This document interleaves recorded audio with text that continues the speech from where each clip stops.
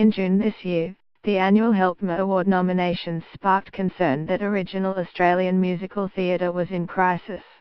John Frost, one of the biggest producers of musical theatre in this country, stated, "I don't think there will be a great Australian musical," and suggested musical writers move to New York or London.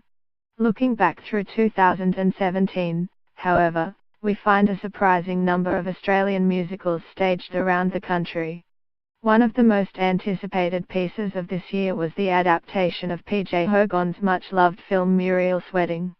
This co-production between Sydney Theatre Company and Global Creatures marked an exciting and innovative collaboration between a funded company and a commercial producer.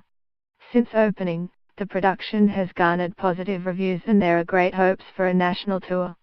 The award-winning musical, Ladies in Black, toured nationally in early 2017 with beautiful direction by Simon Phillips and wonderful performances.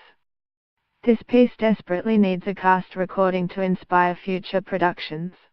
Dream Lover, a jukebox musical about the life of Bobby Darin written by Frank Howson, is rounding out the year at Arts Centre Melbourne. A number of pieces emerged through funded theatre companies in 2017. Eddie Perfect's Vivid White is a satirical look at middle-class homeowners and alien invasion. Beavis Barbara and the Camp Dogs was a rock gig featuring original new songs about love and home penned by Ursula Jovish and Alana Valentine. Joe for PM by Paul Hodge and Stephen Carlton was a collaboration between the Brisbane powerhouse, Queensland Music Festival and the Jute Theatre Company, performed in July. This was an entertaining look at the Jelka Petersa years, but the piece would benefit from further development and may be too colloquial for wider success. On a smaller scale, the emerging writers group from Black Swan Theatre Company presented in November a reading of Tyler Jacob Jones' Summer of Our Lives, a horror comedy about a paranoid young girl befriending a sinister alien creature. In June, the State Opera of South Australia presented in the Dome Room, at 2 o'clock, about Oscar Ashe, the Australian creator of the 1916 musical comedy Chu Chin Chow. One way to build public awareness of Australian musicals is through revivals of older pieces. Some shows that received great acclaim in their first outing have been rarely performed since. One of these is Max Lambert and Nick Enright's Miracle City, about Tennessee evangelists raising money to build a biblical theme park.